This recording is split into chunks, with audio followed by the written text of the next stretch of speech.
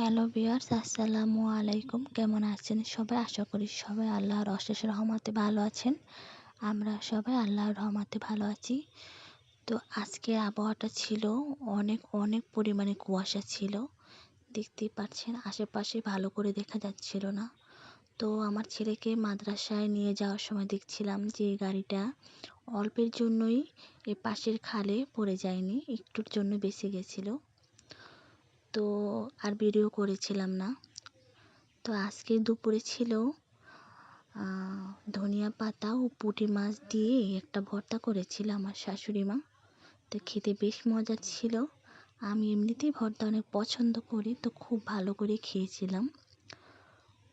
তো ভর্তা পছন্দ করে না এমন মানুষ খুব কমই আছে।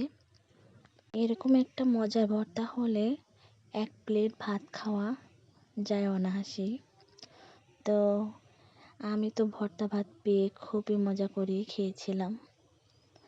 তো তারপর ছিল খাসির মাংস। খাসির মাংস দিয়ে একটা পাতলা ঝোল করেছিল, কিন্তু খাসির মাংসটা খেতে অনেক মজার ছিল।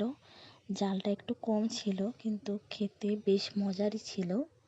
আমার বড় ছেলের জন্যই মূলত একটু কম পরিমাণে জাল দিয়ে রান্না করা হয়, কারণ ও জাল একটুও খেতে পারে না।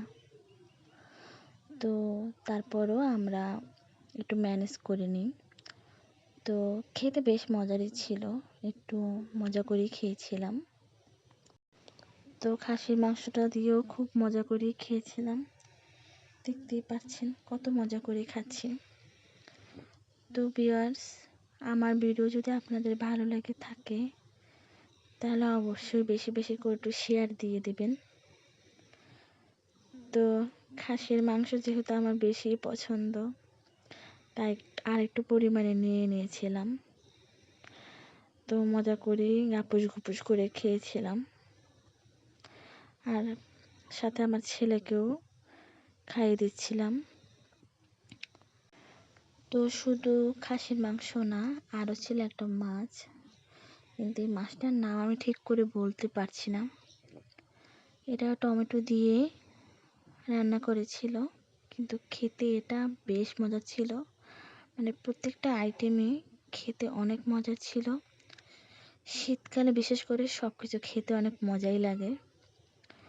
তো ভিউয়ার্স, আমার ভিডিও যদি আপনাদের ভালো লেগে থাকে অবশ্যই আমার এই ছোট্ট চ্যানেলটিকে সাবস্ক্রাইব করবেন এবং বেশি বেশি শেয়ার দিয়ে দেবেন, লাইক দিবেন। যদি কোনো ভুল হয়ে থাকে ক্ষমা দৃষ্টিতে দেখবেন। আল্লাহ হাফেজ।